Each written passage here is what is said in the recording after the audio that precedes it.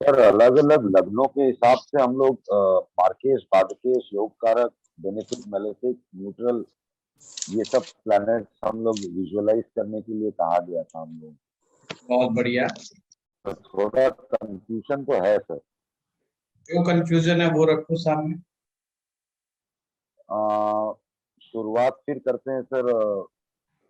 Taurus मतलब ऋषभ लगन। ठीक है। ऋषभ लगन में सर बादकेश, बादकेश आपका शनि आ रहा है। ठीक है। और योग कारक भी शनि आ रहा है। तो वो ठीक है। बादकेश होगा या योग कारक होगा, कौन सा होगा? ठीक बात। ऐसे ही सर अलग अलग लग्नों में अलग अलग चीज आ रहा है। सबसे पहले ज्योतिष का सूत्र नोट करो। हाँ ज्योतिष सर। में कोई भी सूत्र ओवरराइट नहीं होगा ऐसे। प्रणाम सर। जो क्वेश्चन है ये बिगिनर्स के लिए कंफ्यूजन देता है। जब हम ज्योतिष को सीखने के बाद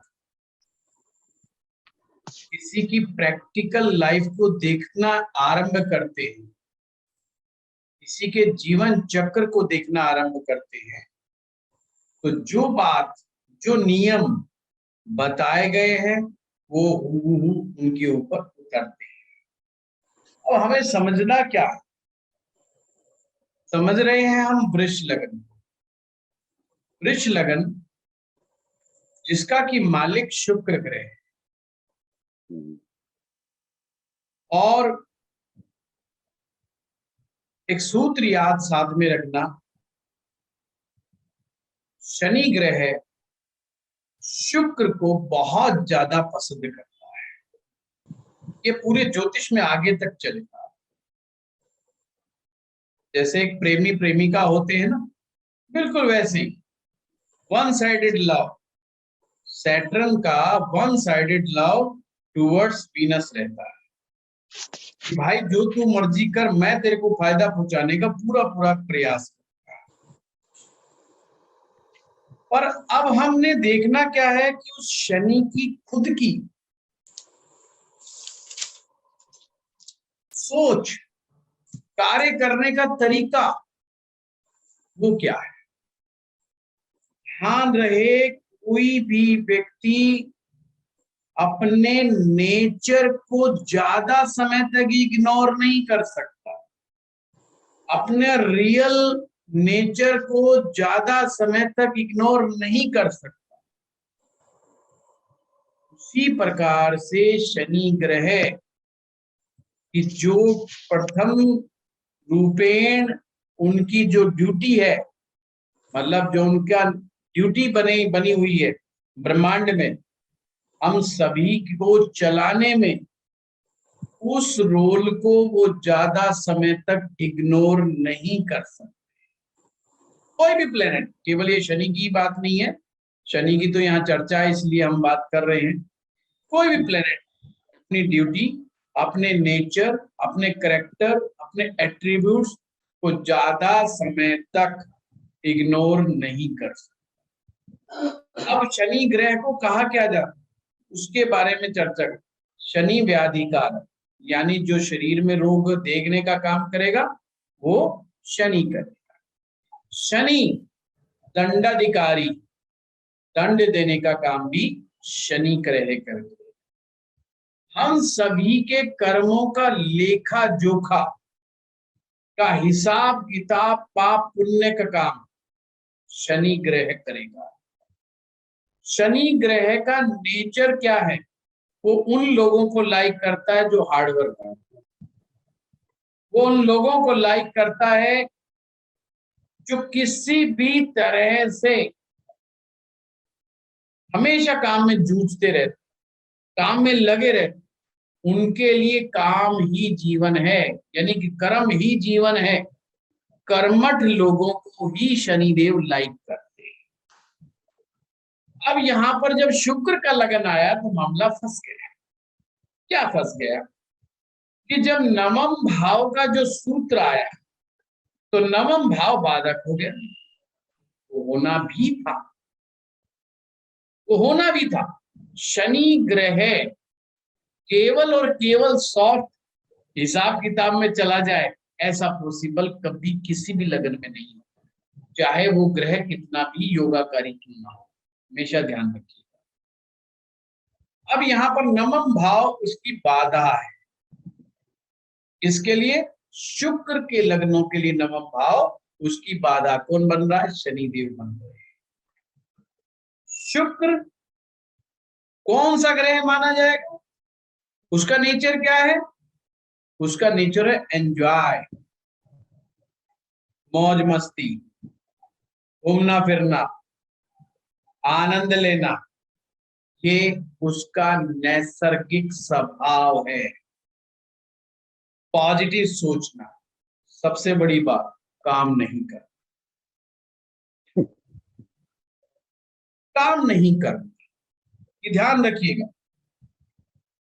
जहां पर मेहनत आएगी, जहां पर काम आएगा, वहां पर शुक्र ग्रह अपनी ताकत को बैठता है, ये ध्यान रखिएगा।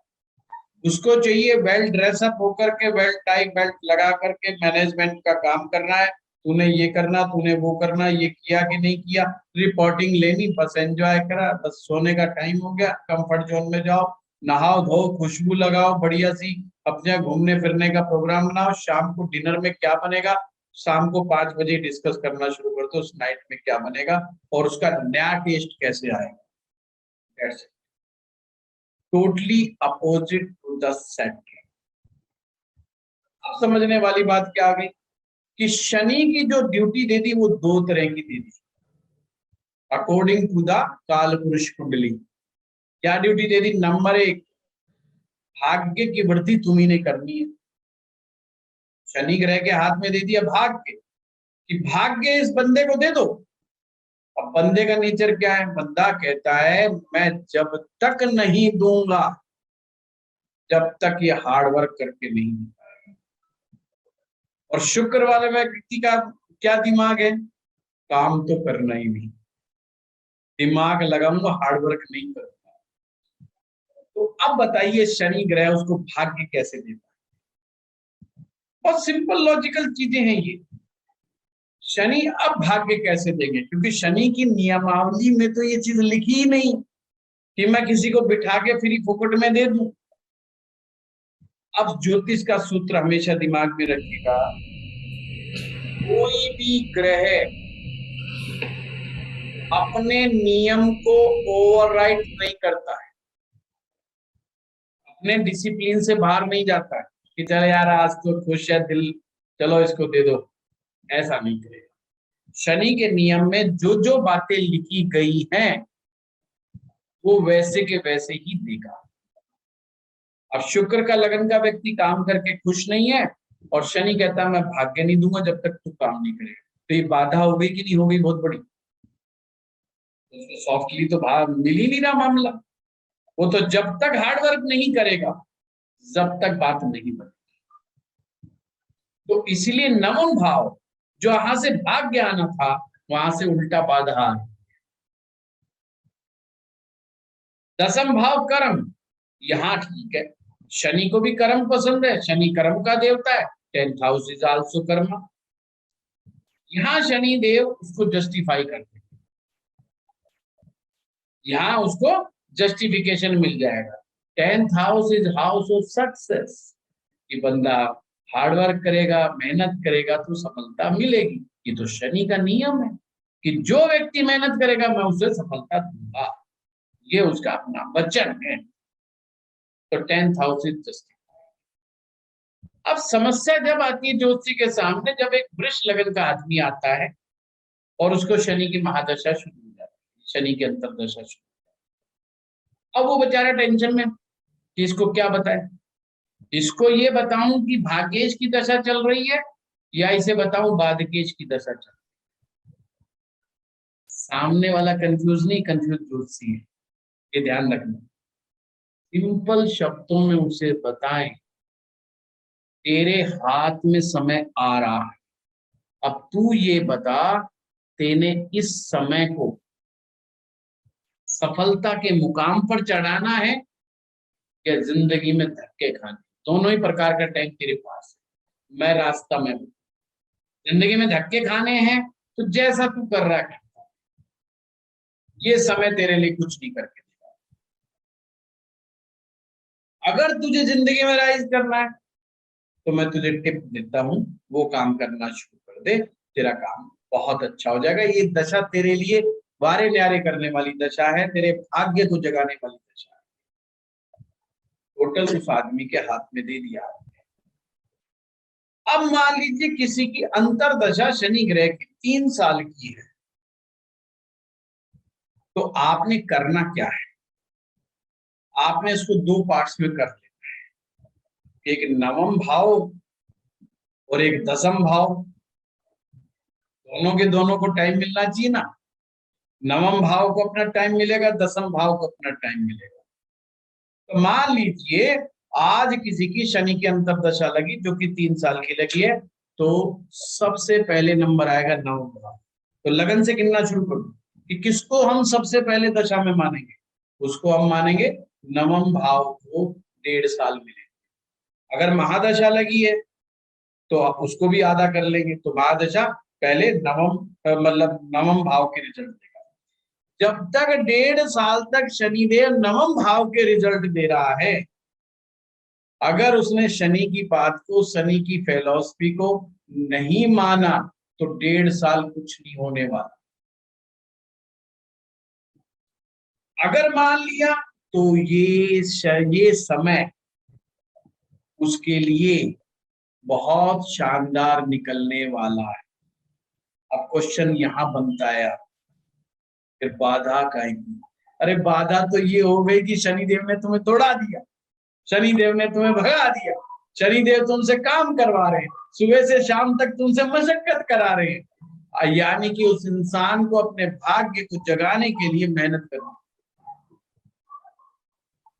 अब भाग्य का मतलब क्या? भाग्य की परिभाषा, भाग्य का मतलब है बिना कुछ काम किए और अच्छे से अच्छा रिजल्ट मिल जाए, अच्छा खाने को मिल जाए, अच्छा पहनने को मिल जाए, अच्छा रहने को मिल जाए, यही तो भाग्य है। अरे मेहनत तो तुम्हारा हक बनता है। किसी ने सुबह से मजदूरी शुरू करी, शाम तक की, तुम्हारा हक बन गया, ये तो तुम्हें मिलेगा। ये तो सृष्टि का नियम। भाग्य का मतलब ये है नहीं भी किया तो भी मिलेगा। कंट्राडिक्शन यहाँ पर है। भाग्येश, भाग्य कह रहा है नहीं भी करोगे तो भी मिलेगा, और शनिदेव कह रहे हैं यहाँ भाग्य का मालिक मैं हूं, बिना करे मैं दूंगा नहीं। तो उस व्यक्ति के लिए शनि ग्रह बाधक हुआ कि नहीं हुआ? अगर ये शनिदेव यहाँ पर मालिक नहीं होते, कोई दूसरा ग्रह होता, जैसे कर्क लगन लगा, कर्क लगन में नवम भाव का स्वामी जो होंगे वो गुरुदेव बृहस्पति होंगे। अब गुरुदेव बृहस्पति को मेहनत की वो ज्यादा चक्कर नहीं, वो उनकी फिलॉसफी है ज्ञान लो और ज्ञान दो, आध्यात्मिक रूप से बने रहो, समाज के लिए कोई काम बुरा ना करो, किसी को सताओ मत, जो सच्चाई है वो सच्चाई से बात कहो, सही को सही और गलत को गलत। तुम्हें एक सोसाइटी के अंदर एक मैसेज क्रिएट करना। मैसेज किस चीज का? ईमानदारी का मैसेज, आपकी मॉरलिटी का, आपके अपने वचनों का। अब इसमें कहीं बृहस्पति बात नहीं कर रहा कि सुबह से लेकर शाम तक दिहाड़ीदार मजदूर की तरह काम कर। अगर केवल आप पुस्तक पढ़ना शुरू कर दें, any book, any type of spiritual book, knowledgeful book, कुछ सीखने वाली बुक जिससे आप कुछ सीख रहे हैं नया, आपका जुपिटर एक्टिवेट हो गया, आपका 9th हाउस एक्टिवेट हो। अब मान लीजिए किसी की कर्क लगन वाले की बृहस्पति की दशा आ गई, 9th हाउस का ही लॉर्ड बृहस्पति है, वो तो मात्र एक पुस्तक पढ़ के भी भाग्य जगा ले। समझे कि नहीं बात? अब पुस्तक की कोई वो नहीं है, वो सुबह पढ़ रहा है तो भी माना जाएगा, रात को पढ़ रहा है तो भी माना जाएगा, दोपहर में पढ़ रहा है तो भी माना जाएगा, भाग्य विल एक्टिवेट। पर वृष लगन वालों के लिए ये समस्या खड़ी हो गई 9th हाउस। इसीलिए कर्क लगन में नवम को बाधा नहीं कहा गया, कर्क लगन में नवम भाव को बाधा नहीं कहा गया, जबकि वृष लगन में नवम को बाधा कहा। ये सब्जेक्ट बहुत फिलोसफिकल सब्जेक्ट है। जब हम इसकी गहराइयों में घुसते हैं तो हमें समझ में आता है जैसे हम अंदर से हैं वैसा ही पूरा ब्रह्मांड है। हमारी सारी दुनिया, पूरा जो ब्रह्मांड जैसा भी है, वो पूरा का पूरा ब्रह्मांड में समाया हो। हम प्रकृति से अलग नहीं।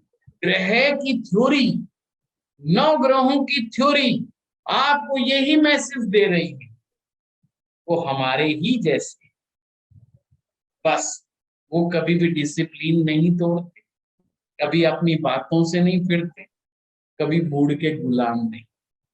और हम सब कुछ उल्टा सीधा, हम मूड के भी गुलाम हैं, हम अपने डिसिप्लिन को भी तोड़ देते हैं, हम अपने नियमों को भी नहीं मानते हैं, हम अपनी मर्जी से अपनी गाड़ी किसी भी दिशा में घुमा लेते हैं। ग्रह ये नहीं करते। बाकी उनकी वर्किंग जो स्टाइल आपको मिलेगा, हम इंसान जैसा ही। यही कारण है कि ज्योतिष शास्त्र जैसा महाविज्ञान, इसको सीखा जा सकता, क्योंकि उनकी फिलॉसफी को समझ करके, उन्हीं के आचरण को समझ करके अगर हम ग्रह के अनुसार आचरण करना शुरू कर दें तो हमारी जिंदगी में बहुत सारी समस्याएं शांत हो सकती हैं और हम जिंदगी में राइज कर सकते हैं। आपको एक ही चीज समझानी है, वृष लगन का आदमी आया, बेटा भाग्य चमकाना है तो मेहनत पे लग जा, बस तू बैल है, बैल, तेरा जन्म बैल से हुआ है, उस बैल को भूलियो मत। बैल सुबह से शाम तक मेहनत करता है, एक मुश्त एक दिशा में मेहनत करने की क्षमता बैल में है। जब व्यक्ति अपनी जड़ों से दूर हो जाता है तो बिखर जाए। ये हर लगन की कहानी है, हर लगन की, किसी भी लगन पे लगा लो। जब भी व्यक्ति अपने मूल स्वरूप, मूल स्वभाव, अपनी जड़ से अलग होगा तो ही व्यक्ति बिखर जाता है अपनी लाइफ के अंदर। तो ही तरह तरह की चीजों को लेकर के आता है स्ट्रेस आगे।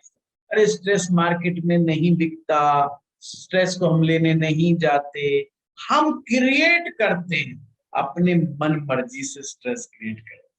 जब हमें बैठे बैठे कुछ क्रिएट करने को नहीं मिलता तो हम स्ट्रेस क्रिएट करते हैं। ध्यान रखिएगा, जब आप कुछ नया नहीं क्रिएट कर रहे तो पक्की बात है आप स्ट्रेस क्रिएट कर रहे हैं, इसलिए कुछ ना कुछ करते रहे। सर्जन क्षमता दी है मनुष्य को तो हमें सर्जन करना चाहिए। इसलिए कहते हैं कुछ नहीं समझ में आ रहा किताब पढ़ लो। किताब पढ़ोगे तो नॉलेज गेन कर रहे हो, वो भी एक सर्जन है, वो भी कुछ आप बना रहे हो, कुछ निर्माण कर रहे हो। आपने नॉलेज का निर्माण किया, आपके दिमाग में नॉलेज गई, खिचड़ी बनी, नई चीज निकल करके आएगी। आपने एक चीज का निर्माण कर दिया, एक कंसेप्ट का निर्माण किया। स्ट्रेस नहीं होगा। याद रखिएगा, जब भी आप कुछ नहीं कर रहे हैं तो स्ट्रेस क्रिएट कर रहे हैं, ये समझ लें। बहुत ज्यादा टेक्निकलिटीज नहीं है ज्योतिष में। हम लोग टेक्निकल बनाते चले जाते हैं, वो टेक्निकल, अरे हम इतने इंटेलिजेंट आदमी हैं, हमने पढ़ा है, ये पढ़ा, वो पढ़ा, फिजिक्स पढ़ी, केमिस्ट्री पढ़ी, मैथ पढ़ा, साइंस पढ़ दी, कॉमर्स पढ़ दी, बस ऐसा ही होता है क्या ज्योतिष? नहीं नहीं, कुछ गड़बड़ है, इसको और मुश्किल बनाया जाए, और मुश्किल बनाया जाए। याद, यार ये तो 1 मिनट में समझ में आ गया, फिर क्या सब्जेक्ट हुआ, ये ज्योतिष हुआ क्या?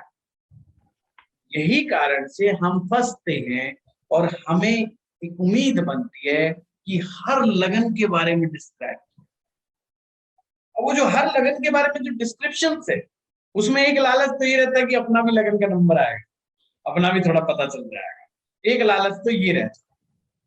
पर साथ में एक चीज ये भी रहती है कि भाई बंदा फंसेगा कैसे, अलग होगा तो कुछ अलग निकलेगा, कुछ नहीं अलग नहीं। ये सूत्र आज जो दे दिया कहीं पर भी उठा करके लगा दिया। एक ग्रह जो कि 2 राशियों का स्वामी होगा, अक्सर एक पाप भाव होगा, एक अच्छा भाव, उसका मालिक होगा। Never confuse. ये ज्योतिष की फिलॉसफी है, कि ज्योतिष की फिलॉसफी है ये। वो आपको कुछ समझाना चाह रहा है कि पाप भाव भी है। अब जैसे कर्क लगन में ही देखिए, बृहस्पति की अभी हमने बड़ी अच्छी अच्छी बात करी, क्योंकि वो भाग्य को जगाने वाला है, और वही बृहस्पति छठे भाव का स्वामी भी। अब छठे से क्या आ रहा है? रोग, कर्जा, परेशानियां, मानसिक कष्ट, लड़ाई झगड़ा, ये सब आ रहा है। बृहस्पति कहता है मेरा इससे तो कोई लेना देना ही नहीं भाई, ये कहां से आफत आ गई, मुझे तो आपने दूसरे ही डिपार्टमेंट का आदमी बना दिया। नियम समझो, ग्रह को जो ड्यूटी दी है उस ड्यूटी को इग्नोर नहीं कर सकते। बृहस्पति क्या कह रहा है?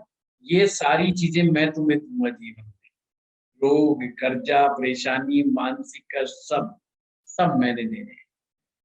मनुष्य के पास, कर्क लगन वालों के पास दिमाग आ जाना चाहिए। ऐसा बृहस्पति के पास एक मैटर नहीं, दो मैटर है। केवल नवम को मत देखो, छठे को भी देखो।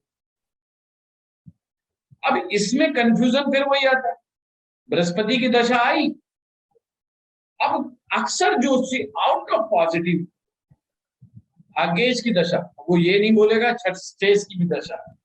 अरे बृहस्पति आ रहा है तेरा कर्क लगन वालों के लिए, तो बृहस्पति शानदार है, अरे देख अब तेरा गजब काम हो जाएगा, तेरा ये हो जाएगा, तेरा वो हो जाएगा। बंदा कह रहा पड़ोसी से झगड़ा हो गया जब से दशा हुई है, मेरी तो वाइफ चली गई छोड़ छाड़ करके। क्यों चली गई? छठा भाव है ही सेपरेशन का। ओ यार, मेरे कंपटीटरों ने मेरा नाक में दम कर लिया, कर्जा मांगने वाले मेरा पीछा नहीं छोड़ रहे, तुम कह रहे बृहस्पति की दशा बहुत अच्छी आएगी, यहाँ तो उल्टा पंगा हो गया। भाई होना था, अगर हम लगन से चेक करेंगे तो घूम करके देखें तो सबसे पहले छठा भाव आएगा, आएगा कि नहीं आएगा? तो पहले बारी किसकी? छठे की। दशा आई तो सबसे पहले छठे ने रिजल्ट देने हैं। अब कई बार ये समस्या खड़ी हो जाती है, इसका मतलब ये देगा ही देगा क्या? ऐसा नियम नहीं है, हम लेते हैं इसलिए वो देता है। ध्यान रखिए, हम लेते हैं वो देता है। हमने चक्रव्यूह में अगर नहीं फंसे तो हम चीजों से बच सकते। ग्रह केवल और केवल आपके सामने एक सिचुएशन क्रिएट करता है, और जब आप ज्योतिष का ज्ञान ग्रहण करते हो, ये ज्ञान फिर किस काम है? अगर आप ये खुद के बारे में अंदाजा नहीं लगा सके, भाई ये तो सिचुएशन है बृहस्पति ने क्रिएट करनी है, अब इस बृहस्पति की सिचुएशन से निकलना कैसे? बृहस्पति कहता है मैं तो तुम्हारे पास सॉल्यूशन भी लेके आया हूं। सॉल्यूशन ये है, ज्ञान के माध्यम से तुम्हें इससे निकलना है। तुरंत ज्ञानवर्धक कोई भी वो पढ़नी शुरू कर दो, किसी संत को, किसी महात्मा को, किसी अच्छे पुरुष को, महापुरुष को सुनना शुरू करो। तुम्हें लड़ाई से, झगड़े से, कर्जे से, दिक्कतों से बचाना शुरू कर देगा। अब व्याधि, व्याधि देगा बृहस्पति। अब बृहस्पति की व्याधि देने का काम क्या है? बृहस्पति व्याधि कारक यहाँ पर इसलिए भी ज्यादा बन जाएगा, छठे भाव में आपकी पेनक्रियास, आपका लीवर, आपकी आंतें, ये सब छठे में है। मैक्सिमम डाइजेस्टिव ऑर्गन्स आपके छठे में आ रहे हैं। बृहस्पति कह रहा है अब मेरी तरह ही खाना खाना है। अब बृहस्पति कैसा खाना खाता है? शुद्ध सात्विक शाकाहारी, शुद्ध सात्विक शाकाहारी। अब इस नियम को कोई व्यक्ति भूल गया, कर्क लगन वाला, और उसके छठे की दशा चल रही है, तो वो सारे लीवर और ये पेनक्रियाज और आंतें सारे मिलके क्या करेंगे? इनको तो मौका चाहिए था ना, इनको भी तो अपनी ड्यूटी पूरी करनी है भाई। फिर वो अपना पूरा मौका लेते, और बृहस्पति डाइजेस्टिव इश्यूज क्रिएट करते हैं, लीवर में सूजन पैदा हो जाती है, मोटापा बढ़ने लग जाता है, श्वास की तकलीफें आने लग जाती है, डायफ्राम में इंफेक्शंस हो जाता है, हमारे नलियों में यहाँ पर सूजन आने लग जाती है। इसके पीछे जुपिटर जिम्मेवार हो गया, कह देते हम, पर जिम्मेदार तो हम ही थे। इन्फेक्शन तो हमने ही फैलाया, हमने सारी गड़बड़ियां तो खुद ने ही की है। तो बृहस्पति क्या टूल दे रहा है? बीमारी आ गई है, कोई बात नहीं, दशा है, बचो, शुद्ध शाकाहार, शुद्ध शाकाहार, भोजन हिते ही जुट जाओ। जो भी नेचर ने दिया है, जैसा नेचर दे रहा है वैसा लेना शुरू कर दो। और जैसे संत महात्मा भोजन करते हैं, गुरुजन जैसे भोजन करते हैं, वैसे भोजन करने का नियम बना लो। शाम के समय 7 बजे के बाद खाना नहीं खाना, तो नहीं खाना। संत महात्मा नहीं खाते, 6 बजे बाद ही नहीं खाते। जैन समाज में 5 बजे के बाद नहीं खाते, छोड़ दो। बृहस्पति बिल्कुल भी बीमारी नहीं देगा। और अगर मोटापा पैदा कर लिया है तो बृहस्पति के नियम को फॉलो कर लो, ठीक हो जाओ। सिंपल सी बात है। जो ग्रह तुम्हें समस्या दे रहा है तुम्हारे अनुसार, उस ग्रह के पास ही सॉल्यूशन है। होम्योपैथी का जो सिद्धांत है ना, जो चीज तुम्हारे लिए समस्या पैदा कर रही है वही चीज में सॉल्यूशन छुपा है। तो जब भी कुंडली को देखो तो बस यही दिमाग लगाना है, जिस ग्रह ने प्रॉब्लम दी है सॉल्यूशन मिल। अब एक ज्योतिष के विद्यार्थी के नाते आपको उस ग्रह को बार बार बार बार उसके कैरेक्टर को समझने का प्रयास करना कि भाई ये चाहता है, इस जीवन में करना क्या चाहता है, ये हमसे क्या अपेक्षा कर रहा है, ये हमसे क्या डिमांड कर रहा है, हमें बस वो डिमांड पूरी करनी है। ध्यान रखिए, इंसान उन्हीं ही ग्रह योगों में फंसता है जो पास्ट लाइफ से रिलेटेड है, उसको इग्नोर नहीं किया जा सकता। किसी के जीवन में कैंसर का योग लिखा है, उसको इग्नोर नहीं किया जा सकता, वो योग फलित होगा। किसी के ये लिखा है कि इसकी मैरिज लाइफ टूट जाएगी, बर्बाद हो जाएगी, इसको कोर्ट केस हो जाएगा, ये जेल में जाके बैठेगा, होगा, पास्ट लाइफ से रिलेटेड है।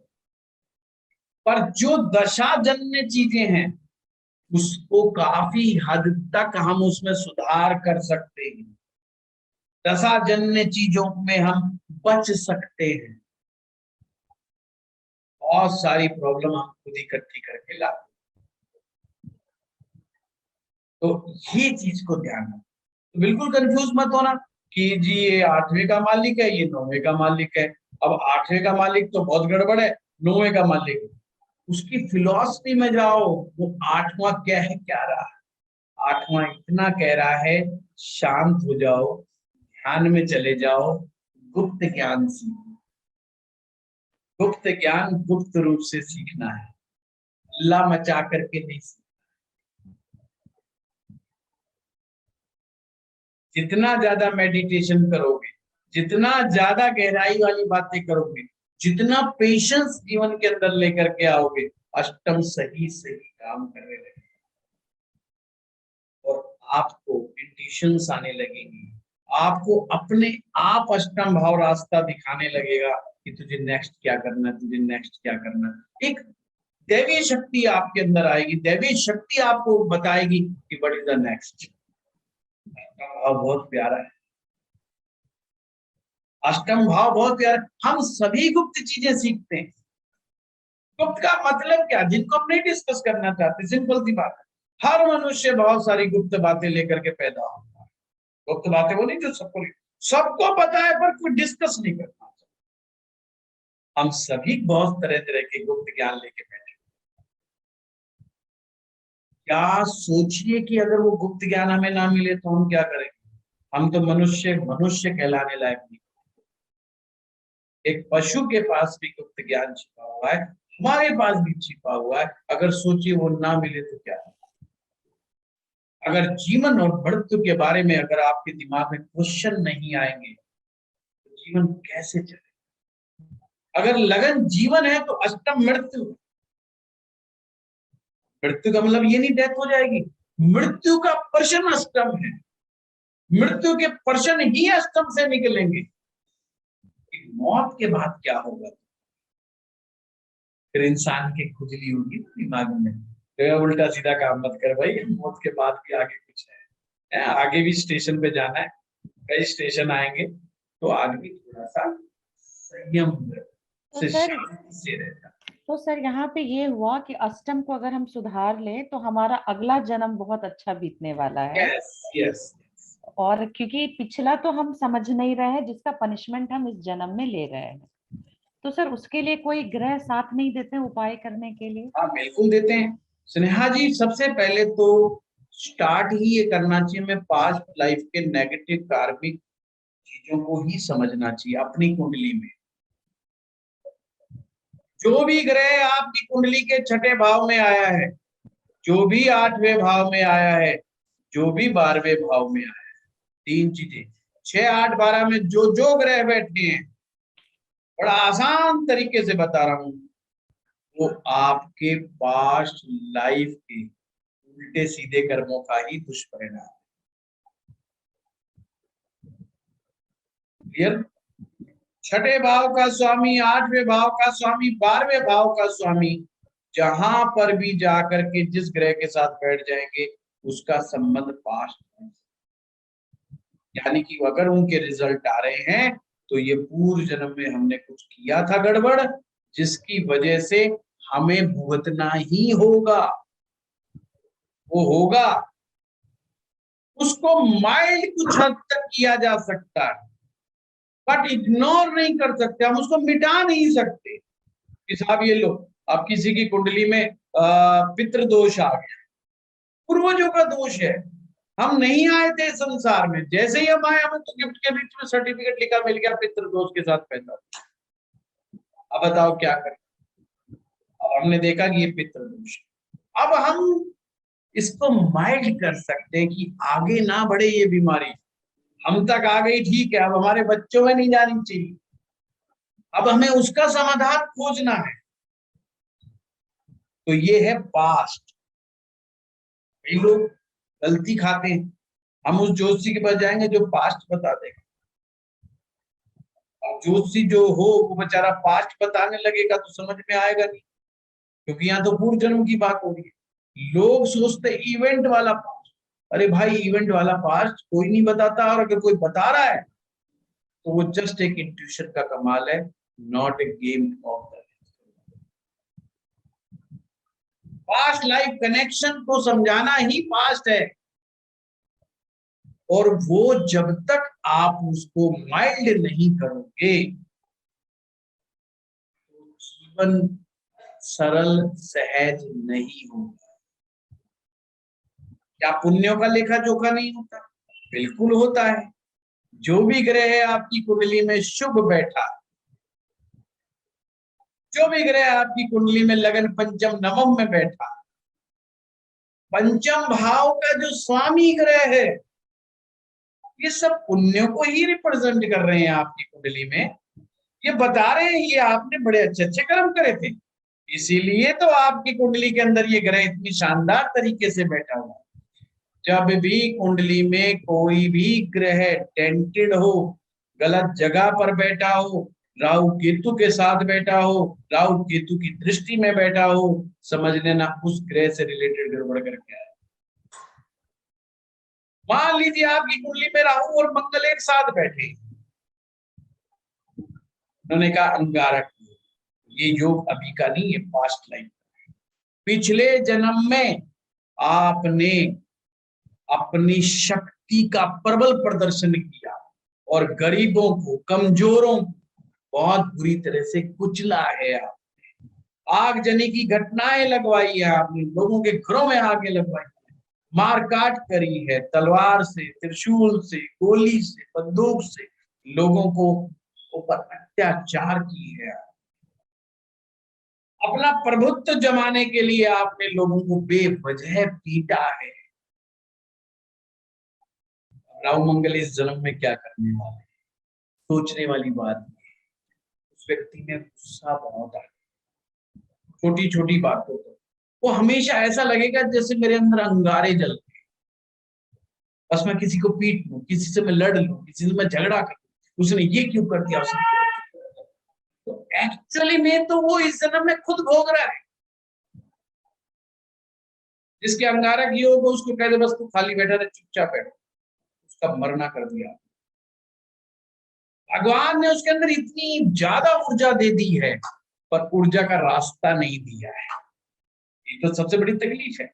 ऊर्जा दे दी ज्यादा, और अब उसे ये नहीं पता कि मेरी डायरेक्शन क्या है, मैं किस दिशा में इस ऊर्जा को लगाऊं।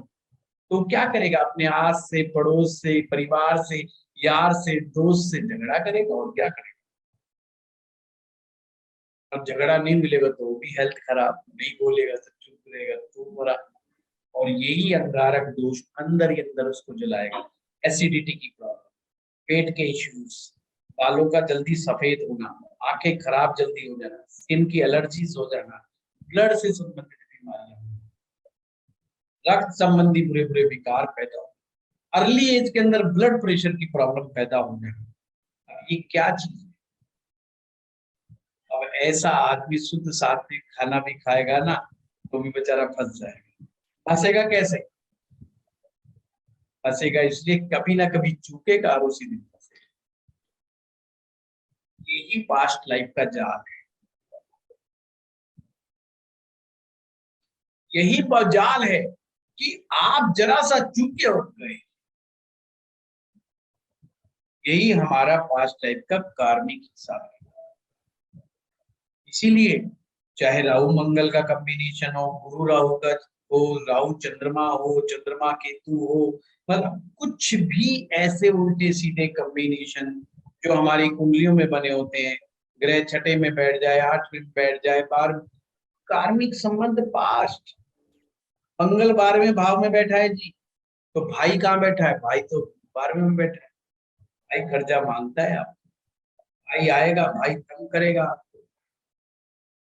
भाई अगर नहीं है तो दोस्त बन भाई के रूप में आएगा, वो आपसे पैसा भी लेके जाएगा, आपका लॉस भी करवाएगा, वो जमीन में भी घाटा करवाएगा। तो ये आपको मैसेज दे रहा है ज्योतिष, भाई ये मार्ग है, चुका दे पिछला हिसाब किताब, अल्लाह मत बचा। और हम अल्लाह मचाएंगे, ऐसा कैसे हो गया, वैसा कैसे हो गया, और उससे क्या होगा? हम तकलीफ में आएंगे, फायदे में नहीं आने वाले।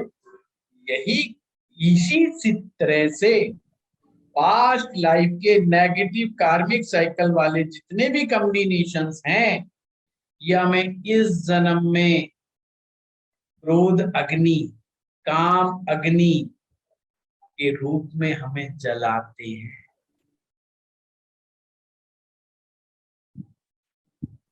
बहुत सावधानी से कर्म को करना चाहिए, अन्यथा ये ही कर्म आज हमारे आगे चलते।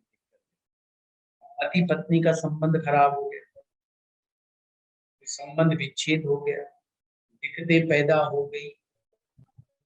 हमने भी पीछे कुछ लोगों के साथ ऐसा ही किया, हमने भी कुछ कपल्स को मिलने ही नहीं दिया। हम ही थे जो प्रेम में रोड़ा अटका करके खड़े हो गए। वही चीज रामायण में जब पहला श्लोक आता है, मां निषाद प्रतिष्ठा तवम गम सास्यवती समा यत् प्रमुच विदुना देख मवधि काम मोहित। वे किसी से प्रेम के अंदर मस्त मगन है, उनके दुश्मन मत, प्रेम के खिलाफ मत करें। और हमें गुस्सा आता कि जब हमें प्रेम नहीं मिला तो इसको कैसे मिल जाए, इसलिए ऐसे करते हैं। यही कारण है कि हम एक कर्मा क्रिएट कर लेते हैं, एक नेगेटिव कर्मा क्रिएट कर लेते हैं, फिर इस जन्म में रोते रहते हैं, हमें कोई पूछता नहीं, हमें कोई कुछ करता नहीं, हमें ये है, हमें वो है, फलाना है, टिकड़ा है, हमारे संबंध अच्छे नहीं, फलाना। भाई हमने ही कर रहे हैं पीछे। कभी भी न्यू कपल्स के बीच में कभी प्रॉब्लम मत क्रिएट करो, उन्हें फैसिलिटेट करो भाई, उन्हें अच्छे रास्ते पर लेकर के आओ भाई, आपके कर्म सुधरने लगेंगे। अगर गड़बड़ है आपके जीवन में, अब जो पीछे हो गया सो हो गया, इस जन्म में सही करो, लोगों को फैसिलिटेट करो, लोगों को गाइड करो। नौजवान लोग बड़े बेचारे कंफ्यूज हैं, मैरिज के बाद बहुत सारी तकलीफों का सामना करना उनको पड़ता है, क्योंकि उनको नहीं मालूम है, उनको आइडिया ही नहीं है, क्योंकि वो तो बेचारे अनुभव में आए ही नहीं। अब आना शुरू हुए तो सामने प्रॉब्लम्स आ रही है, और आप अनुभवी लोग हो तो उन्हें बताइए ना। पर हम करते क्या है, हम उल्टा काम करते हैं। और उल्टा काम करने वाले, ध्यान रखिएगा, वही लोग हैं जिनकी कुंडली में गलत कॉम्बिनेशन। ये भी ध्यान मैंने बड़ा नोट किया। अब एक लेडीज आई, दूसरी लेडीज के पास बैठी है, मेरे पति ने ये कर दिया, मेरी सास ने ये कर दिया, फलाना कर दिया। अच्छा, तू दबती है, तू डरती है, ये कर दे, वो कर दे, चार और नई गाइडलाइन दे करके। और ये कौन महिला होगी जिसकी खुद की कुंडली में शुक्र के हालात अच्छे नहीं। ध्यान रखो, उसकी खुद की कुंडली में शुक्र के हालात अच्छे नहीं होंगे। शुक्र राहु के साथ होगा, केतु के साथ होगा, मंगल के साथ होगा, सूर्य के साथ होगा, छठे में बैठा होगा, आठवें में बैठा होगा, उसके खुद के हालात अच्छे। खुद को प्रेम नहीं मिला, दूसरे को देना नहीं देना चाहिए। अरे तुझे नहीं मिला ना सही, हमेशा यकीन रखो ये उसका भाग्य है, दूसरों के भाग्य से नहीं चलना। हमें अपने कर्मास को बहुत सही करना, और कर्मास जब सुधरेंगे जब हम अपनी जन्म पत्रियों पर बिल्कुल दूरबीन लगा करके, चश्मा लगा करके, शांत मन से अपने बारे में मंथन करेंगे, क्या अच्छा है क्या बुरा है। हम कहते हैं फटाफट कुंडली कैसे पढ़े, अरे भाई पहले अपनी पढ़ो, अपनी पढ़ोगे बड़ा आनंद आएगा, जीवन जीने का मजा आएगा आपके। सारी जिंदगी पढ़िए, पढ़ते रहना दुनिया की पत्रियां। अब मैं भी तो पढ़ रहा हूँ, दुनिया में पढ़ रहा हूँ, तो पहले खुद को तो समझ लें कि खुद क्या है। आज मार्केट में 90% एस्ट्रोलॉजर खुद के बारे में नहीं समझ पाते, इसीलिए वो ईमानदारी के साथ लोगों को राय नहीं दे पाते, कंफ्यूज है। उन्हें खुद को ही नहीं पता तेरे साथ क्या हो रहा है, क्योंकि तेरी कुंडली से तेरे ऊपर क्या रिजल्ट आ रहा है उसे नहीं, दूसरे की कुंडली को क्या बताएगा भाई।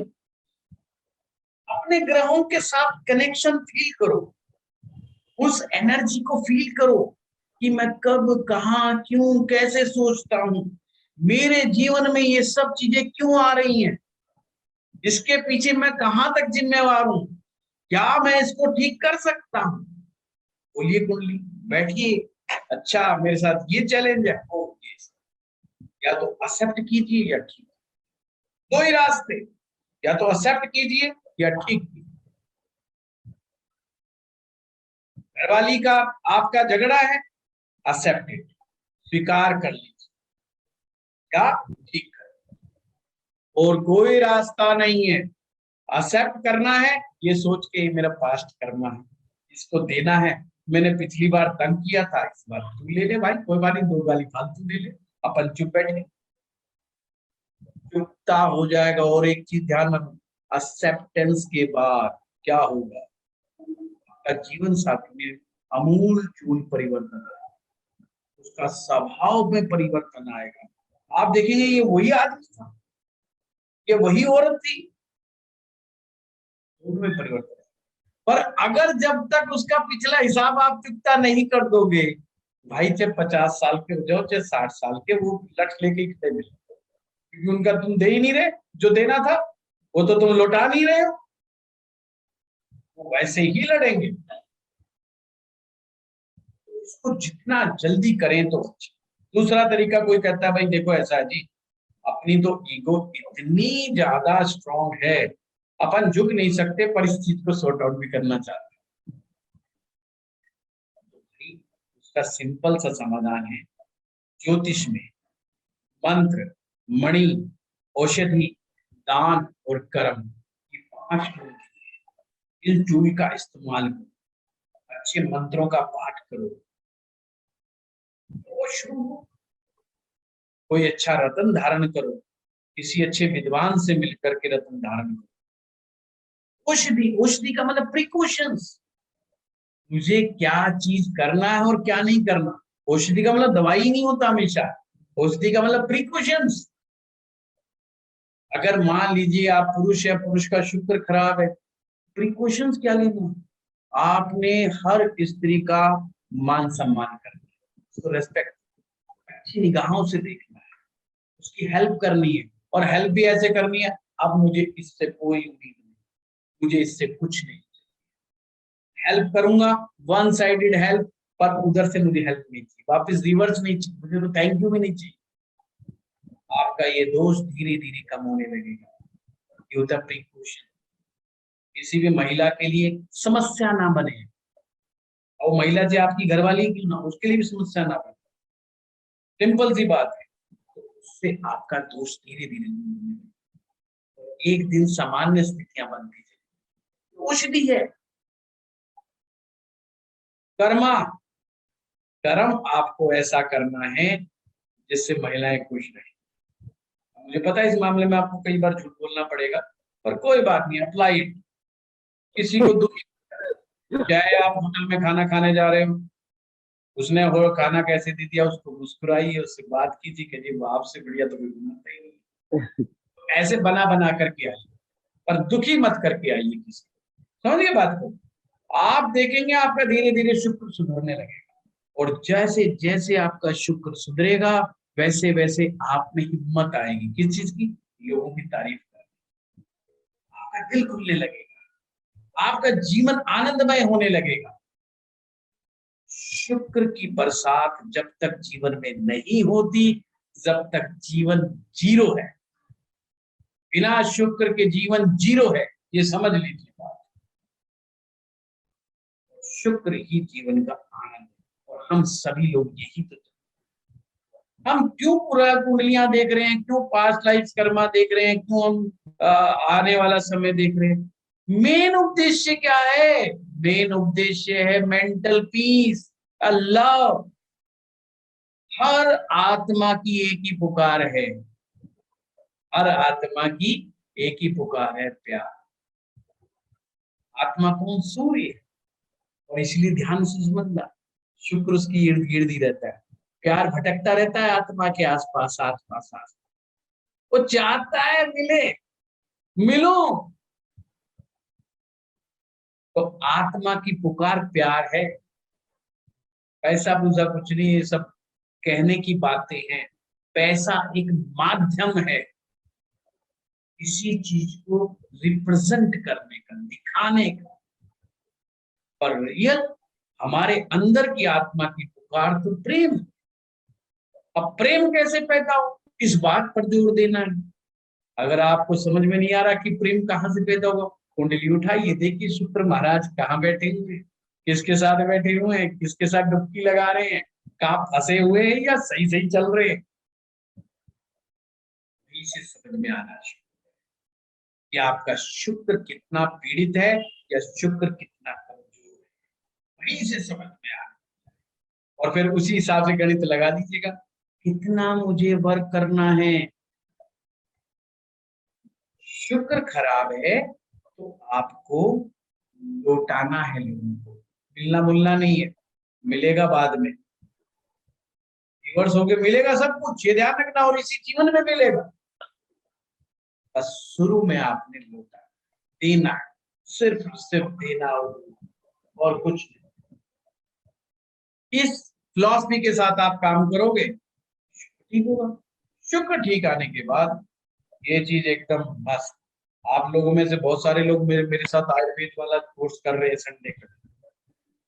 मैंने बताया शुक्र ग्रह आपकी शुक्र धातु है, जो हर धातु हर चीज को पुष्ट कर रही है, आपके शरीर में पुष्टता दे रही है, दिमाग में शांति दे रही है, प्रेम दे रही है।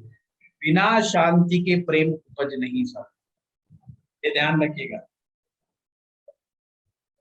अगर कोई सोचता है मैं प्रेम कर लूं पर मन अशांत है, कुछ नहीं। प्रेम प्राप्त करने के लिए, प्रेम देने के लिए शांत होना नितांत आवश्यक है, और शांति आती है सेटिस्फेक्शन से। तो आप ये जो भारी भारी शब्द जो मैं बोल रहा हूं, ये कोई ब्रह्म वाक्य के पुस्तकों के शब्द नहीं, ये आपके ज्योतिष के शब्द है, या आपके कुंडली के अंदर छिपे हुए हैं जी। मैं कोई आपको उपनिषद नहीं सिखा रहा हूं, मैं आपको कोई वेद की बात नहीं बता रहा, ये फिलॉसफी है एस्ट्रोलॉजी की, तो समझ लीजिए। और बताइए क्वेश्चन। देखो आज आपके टेस्ट से बचा दिया मैंने आपको, ये आपकी मैडम आ चुकी है। चलिए, टेस्ट से तो आपने बचा दिया, लेकिन इतना गहन फिलॉसफी की बात की कि मतलब शुक्र के प्रेम में मैं अभिभूत हो गया। सर आप इतना एज यूजुअल आप इतना अच्छा पढ़ा रहे थे कि मैं शांति से बैठी थी कि पता भी ना चले कि मैं आ गई हूँ। हाँ नहीं, कुछ लोगों के वाइब्रेशन मेरे पास पहुंचेगी, हमें टेस्ट से बचाओ, हम प्रकट हो गए। Thank you so much, sir. It was a wonderful class. Thank you, sir. Suman ji, Thank you so much. Suman ji, आप कुछ कहना जी चाह रहे हैं? क्वेश्चन हाँ बोलिए। जी सर। सर मैं ये जानना चाह रही हूँ कि जैसे आपने बताया कि ये 2-3 जो हाउसेस है उससे हम पास्ट प्लैनेटरी पोजीशन के हिसाब से हम पास्ट लाइफ का हम बता सकते हैं कि हमने क्या गलत किए थे जो इस जन्म में हम भुगत रहे। तो ऐसे ही क्या हमारी कुंडली से आगे का जो जन्म है वो भी पता चल सकते हैं कि? बिल्कुल बिल्कुल, पहली पता बात चल तो सकते हैं। हाँ बिल्कुल सुमन जी, वही मैं आप लोगों को बता रहा हूँ। हमारे कुंडली में एक ग्रह है जिसका नाम है केतु। हमारा जीवन चक्र जब तक चलता रहेगा, according to the astrology philosophy, हम इस धरती पर, इस संसार पर जब तक आते रहेंगे, जब तक इस वर्तुल से हम मुक्ति प्राप्त है। वर्तुल का मतलब घूर्णन, ये आए, पैदा हुए, मर, जिए और मरे, फिर आ गए इस धरती पर, रोटेट कर रहे हैं, बार बार आ रहे, बार बार जा रहे हैं। जब तक हम इस गोल चक्र से मुक्त नहीं हो जाते, जब तक हमें बार बार आना पड़ेगा। इसीलिए 4 पिलर है सनातन धर्म के, उसमें चौथा जो पिलर है वो मोक्ष का है, और मोक्ष का कारक ग्रह जो है वो केतु है, और मोक्ष 12वें भाव से देखा जाए। हमें समझ में आ गई कि 12वें भाव से मोक्ष देखा जाता है, केतु ग्रह से मोक्ष देखा जाता है। तो केतु की स्थिति बताती है, केतु की स्थिति आपको बताती है कि मोक्ष मिलने में कितनी देरी है, मुक्ति मिलेगी कि नहीं मिलेगी। ओके, ये बात भी हो जाता है।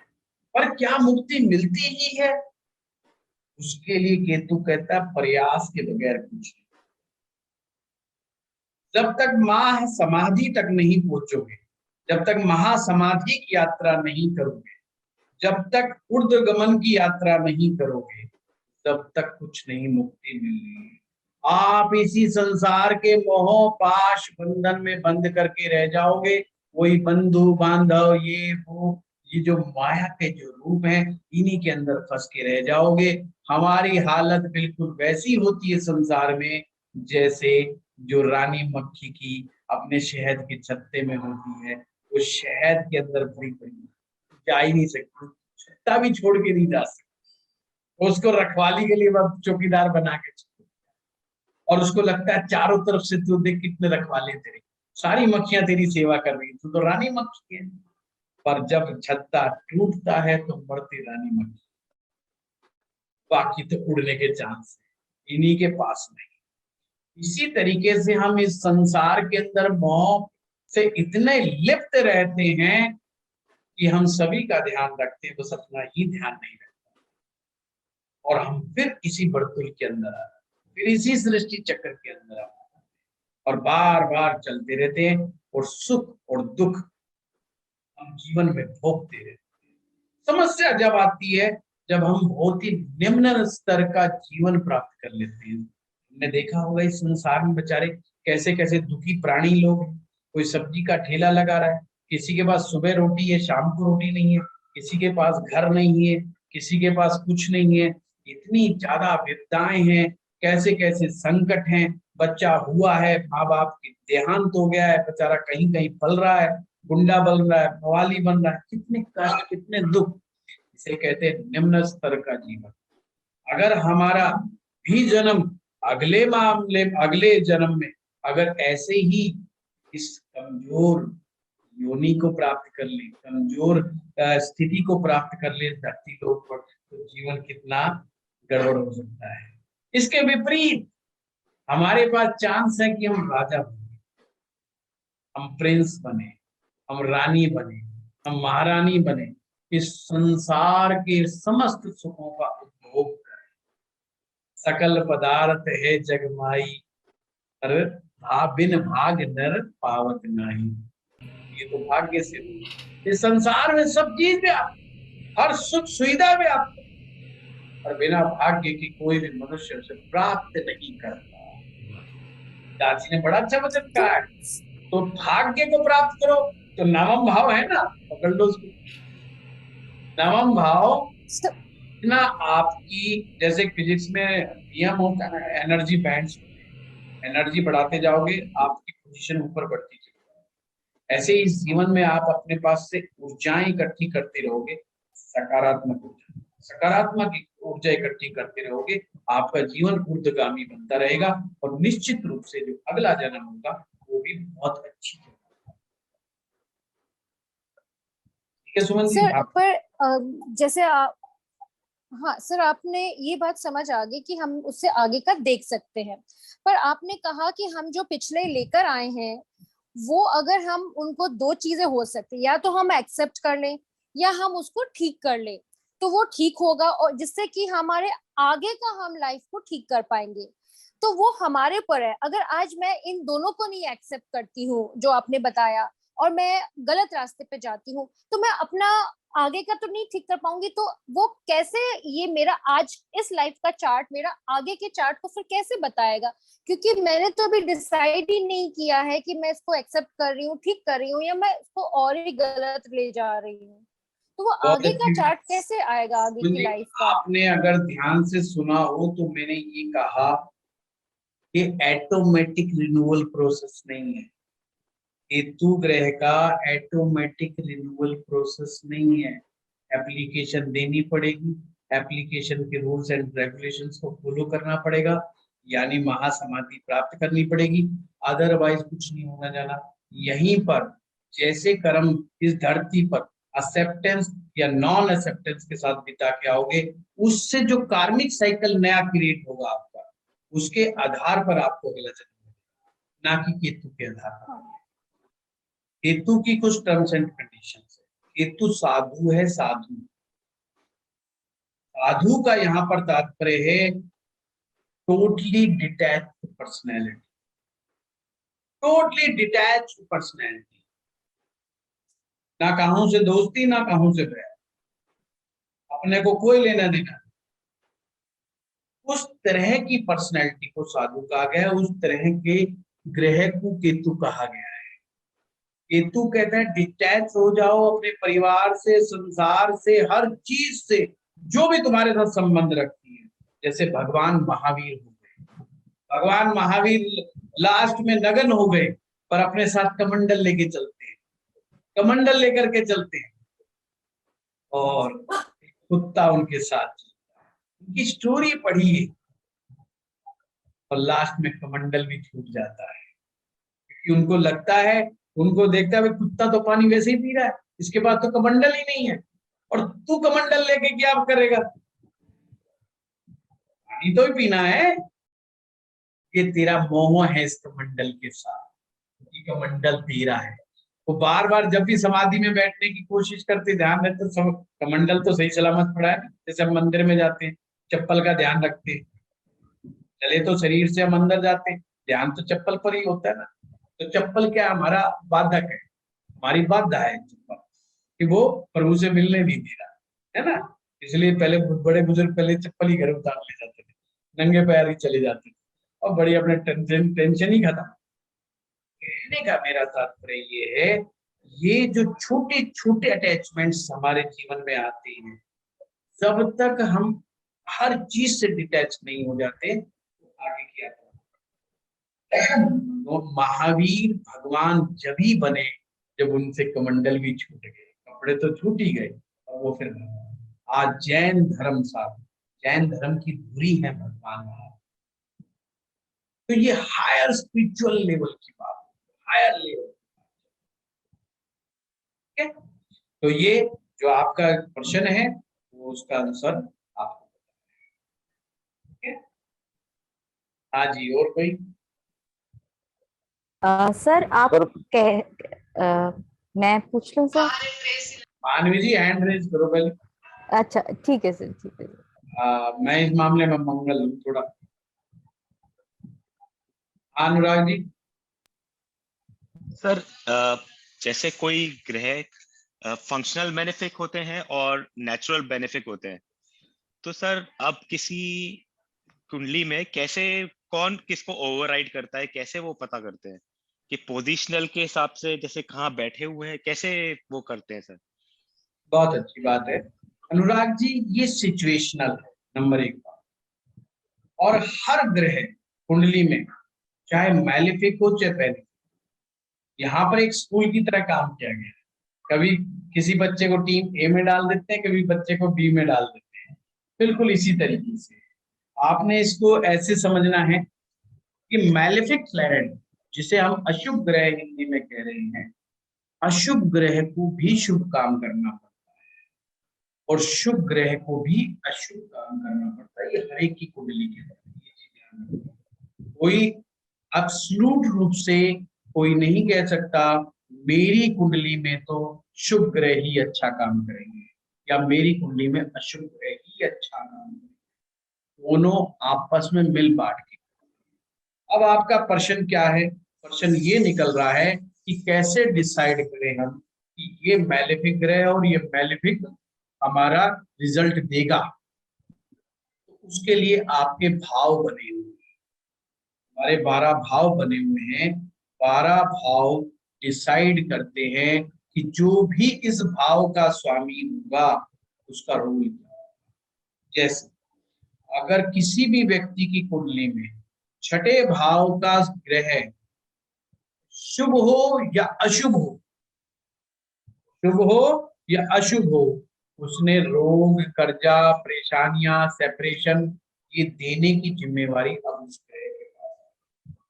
वो मंगल भी हो सकता है और वो गुरु भी हो सकता है, वो शनि भी हो सकता है, वो शुक्र जैसा ग्रह भी हो सकता है। अगर वृष लग्न को ही देखेंगे, वृष लग्न में छठे भाव का स्वामी स्वयं शुक्र है, ये बड़ा शुभ है। बेशक उस ग्रह से उन चीजों का संबंध नहीं है, पर जब रोल डिसाइड हो जाता है तो उसको करना पड़ता है। फर्क कहां पर आता है? फर्क आ जाता है नेचर में। अब मान लीजिए अगर शुक्र ग्रह छठे भाव का स्वामी होकर के, मतलब वृष लग्न के अंदर शुक्र छठे भाव का स्वामी है, दूसरे चार्ट के अंदर छठे भाव का स्वामी मंगल है। दोनों में अंतर समझना नेचर में।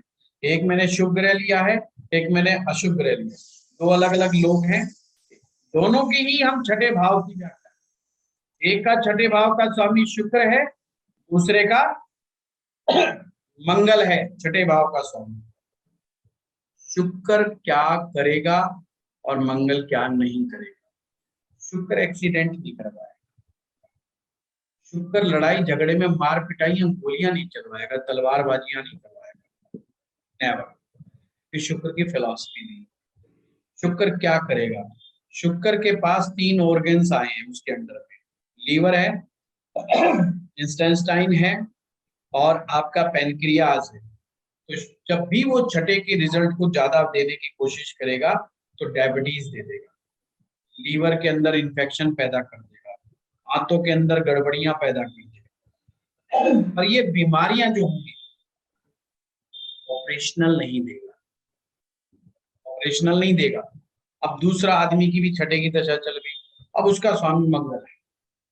मंगल ने आते पहले ही मार पिटाई, लड़ाई झगड़े, मुकदमेबाजी, क्योंकि वो मंगल की फिलॉसफी को सूट करते हैं। समझिएगा बात। मंगल ऑपरेशन का कारक है, मंगल एक्सीडेंट का कारक है।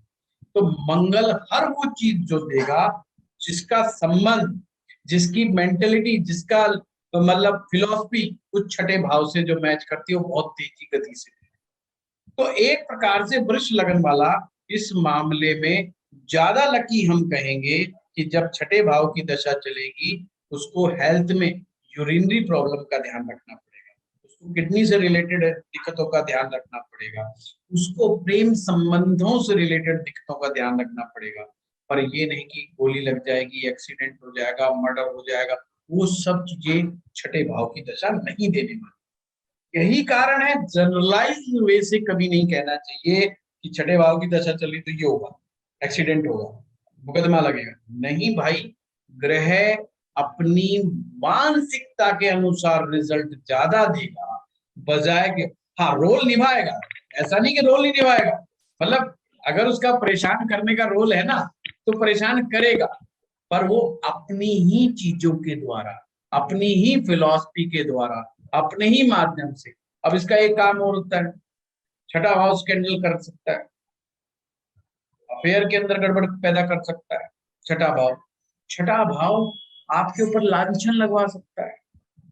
अब शुक्र है तो शुक्र में स्त्री आ जाएगी, शामिल हो जाएगी, किसी भी महिला के द्वारा लांछन लगाया जा सकता है। अगर वो सभ्य स्त्री है तो प्रेम में धोखा खा सकती है, उसका शोषण हो सकता है। पर ये नहीं कि डॉक्टर ने बोल दिया भाई ऑपरेशन कराओ, ये तो बिना ऑपरेशन बात नहीं बनेगी, ये तो तेरा वो क्या कहते हैं गॉल ब्लैडर निकलेगा या तेरा फलाना निकलेगा, ये वो चीज नहीं आएगी। बहुत ज्यादा जब क्रूर हो जाएगा शुक्र तो मल्टीपल ऑर्गन फेलियर देता है, मतलब वो उस मौका ही नहीं देता कि ऑपरेशन करके काट छाट कर, ये मौका मंगल देगा। तो कभी भी कंफ्यूज मत होना मैलेफिक और बेनिफिक। इसलिए हर ग्रह की आप ज्यादा से ज्यादा उसके चरित्र को पढ़ो, उसकी फिलॉसफी को समझो, उसके एक्शन को समझो, उसके एट्रीब्यूट्स को समझो। आप बहुत अच्छे ढंग से समझ जाएंगे ये वाली दशा क्या कर सकती है, किस प्रकार से रिजल्ट दे सकती है। ऐसे मत रट्टा मारो भाई अष्टम का लॉर्ड है तो ये होगा, सप्तम की दशा चल रही है तो शादी हो जाएगी। तो कैसे हो जाएगी शादी? अब सप्तम की दशा जो है उसका लॉर्ड शनि है, शनि का शादी से कोई लेना देना नहीं, और दशा में तो आ गया तो क्या करवाएगा, बातचीत करवाएगा, आ जाओ बातचीत करो, आ जाओ बातचीत करो। सारे कहेंगे हाँ छोरे का शादी करो भाई, छोरे की शादी करो, मामा भी कहेगा छोरे की शादी करो, पर करेगा कौन? Who is the responsible? वो कोई नहीं आएगा सामने, करवाने कोई नहीं आएगा, सब कर लो कर लो कर लो कर लो, अरे सब कर लो तो कोई लाओ भाई नाटक करके, वो नहीं होगा। पर इसके विपरीत शुक्र ग्रह हो, बुध ग्रह हो, चंद्रमा हो, अन्य ग्रह हो, गुरु हो, किसी ना किसी को पकड़ पकड़ के लाना शुरू कर देंगे, रिश्ते की बात चलेगी और चलेगी। तो वो लोग प्रयास करेंगे, क्योंकि ये जो गुरु ग्रह है, केतु ग्रह है, राहु ग्रह है, शुक्र ग्रह है, ये चाहते हैं आपके जीवन में शादी हो जाए। सूर्य को परवाह नहीं है कि मेरी शादी हो जाए, और सूर्य इज किंग, वो कहता है मैंने नहीं लड़की लुड़की ढूंढनी, जिस दिन जो सामने आएगी उसी समय माथा घूमेगा, उसी को ले आएंगे, बस बात कर। ये इनके इन प्रकार है, because I am the king. ओ भाई मेरे लिए मत ढूंढा कर, मैं अपने आप ही देख लूंगा, और तुम ले भी आओगे फिर भी लाऊंगा मैं अपने मन पसंद। ले आओ, एक ले आए, अपना दूसरी लेने जा रहा हूँ। जंगल में शिकार करने गए, वहां गुजरी मिली, उसने लिया, देखा वो ठीक है भाई इसे भी लिया, एक गुजरी महल इसके लिए भी बनवा, because I am the king. उसकी फिलॉसफी है। और हम ज्योतिष में ढूंढ रहे सप्तम की दशा आ गई जी, ओहो कुंभ लगन का आदमी है, सप्तम की दशा आ गई, सूर्य आ गया, तो भाई वो नहीं करा रहा, उसको नहीं लेना देना शादी से कुछ भी, वो मनमोजी आदमी है। तो इस तरह से अनुराग जी हमें ना ग्रहों को समझना पड़ेगा, उसकी फिलॉसफी को समझना पड़ेगा, तो हम उसके एक्शन को समझ पाएंगे कि ये कुंडली में करेगा कि नहीं करेगा। इसलिए इस तरह से रट्टा मारना कि सप्तम की दशा जो है शादी कराएगी, पंचम की दशा प्रेम प्रसंग करवाएगी, अब किसी का पंचम भाव का स्वामी शनि महाराज हो गया, अब उसने प्रेम प्रसंग से कोई लेना देना ही नहीं है, वो कहता है सब बकवास चीजें हैं, इन चक्रों में पड़ना ही नहीं है। अब और तुम कह रहे हो हाँ फिर चल रहा हो पंचम की दशा, अरे भाई कहाँ फिर चलेगा, और नहीं चलना चुलना कुछ भी, वो कहेगा कुछ नहीं है। तो ऐसे इस चीजों से समझोगे तो आप ज्योतिष को बहुत सहज तरीके से समझोगे। अगर ऐसे फटाफट रट्टे वाली बात में कभी नहीं होगा, क्योंकि ज्योतिष बेसिक में जो पढ़ाया जाता है आगे जाकर थोड़ा बदल जाता है, ट्विस्ट देता है। वो तो शुरू में 12 खाने बताने के लिए बताया जाता है कि पंचम से प्रेम आता है, आता तो पंचम से ही है प्रेम, प्रेम नहीं बदलेगा, पर प्रेम देने का और लेने का तरीका बदल जाएगा ग्रह के कारण। अगर पंचम का लॉर्ड बृहस्पति होगा तो प्रेम कैसे दिखाएगा, बच्चों को पढ़ा करके दिखाएगा, बच्चों को स्कूल खोलेगा, वो कहेगा यूनिवर्सिटी खोलूंगा मैं यार, लोगों को शिक्षा दूंगा, मैं लोगों को ज्ञान दूंगा, और मैं मास्टर नहीं सी, मैं इंजीनियर हूं, पर मैं इंजीनियरिंग में ही लोगों को गाइड करूंगा, बेटा मशीन ऐसे नहीं ऐसे बनेगी, उसको वो ज्ञान देने में मजा आएगा, उसको प्रेम वहां दिखाई देगा। इसलिए हमें ग्रह की फिलॉसफी को ज्यादा सिंपल है, बेसिक में जितना समझ जाओगे उतना ही आगे तक काम देंगे। प्रेडिक्शन करने में आपको लास्ट दो ही चीजें साथ देने वाली हैं, भाव से क्या चीज निकल के आ रही है और ग्रहों ने कैसे देना है, बस क्या देगा कैसे देना है, इस चीज को समझ जाओ। ज्योतिष टफ सब्जेक्ट भी नहीं है, बहुत आसान है, और जिसको टफ लगता है उसका माइंड, उसको थोड़ा सा रिलैक्स करने की जरूरत है, क्योंकि टफ उसने खुद बनाया हुआ है। आज की 9 बजे की शायद क्लास है क्या, और आगे कमल की क्लास है क्या, कैंसिल तो नहीं करी गई? नहीं है सर लिंक आ गई है। चलिए अब समय हो रहा है, मुझे लगता है एक सवाल और है सर, बस सारे क्वेश्चन के जवाब देने थे। हाँ बताइए। जैसे अब जैसे वही वीनस 6 लॉर्ड का स्वामी है, अब वो 9th में बैठ जाता है, 6th हाउस का स्वामी है, वो 9th में बैठ जाता है, तो वो उस समय अब फंक्शनल बेनिफिट का काम करेगा या फिर वो नेचुरल बेनिफिट का काम करेगा या फंक्शनल बेनिफिट? अंग्रेजी के इन शब्दों को डस्टबिन में डाल, सिंपल, बड़ा फायदे में रहोगे जीवन में। कोई फंक्शनल छोड़ो, सिंपल ध्यान लगाना है, छठे भाव का स्वामी नवम में बैठे, सीधी फिलॉसफी। छठे के पास शुक्र ग्रह छठे भाव में गए, उसको लॉर्डशिप मिल गई, अब उसके पास जो गठड़ी मिलेगी, जो उसके बाद बैग मिलेगा, उस बैग में होगा छठे की चीजें, अब वो कंधे पे ला देगा और नवम भाव में चला जाएगा। तो नवम भाव में क्या चीज पहुंच गई है, छठे की चीजें नवम में पहुंच गई हैं। तो अब देखने वाली बात यह है कि यहाँ पर नवम को मजा आया कि नहीं आया। तो मतलब सर रोग रिपो नवम को मजा नहीं आया, नवम कह रहा है मेरे भाई क्या उठा लाए तू, कर्जा गुर्जा, ये मैं तो भाग्य का आदमी हूं, मैं भाग्य देना, स्पिरिचुअलिज्म देना, हायर नॉलेज देनी है, कहाँ ले आया। पहला हमें समझ में आना चाहिए नवम भाव पे डेंट, नवम भाव अब असहज हो गया है, नवम भाव को मजा।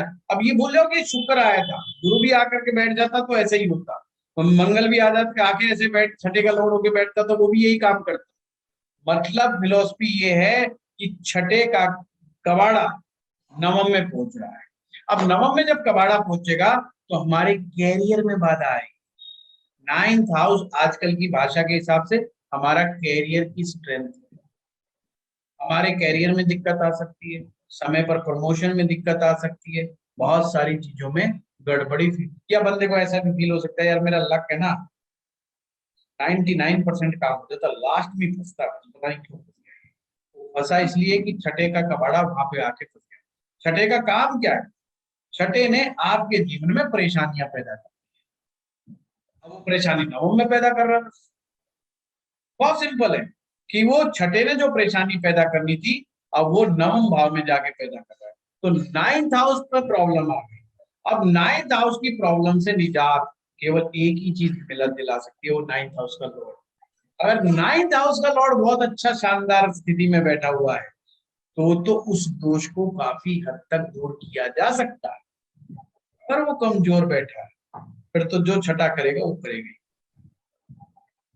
मान लीजिए 9th का लॉर्ड अगर स्ट्रांग बैठ जाता, उच्च का बैठ जाए, सौग्रही बैठ जाए, दिग्बली होकर के बैठ जाए, नमांश में अच्छा बैठ जाए, फिर तो उस दोष को फील नहीं होगा कि छठा भी पड़ा, वो पड़ा रहेगा, कोई बात, क्योंकि मालिक ज्यादा बोल्ड हो गया, उस घर का मालिक बहुत स्ट्रांग है।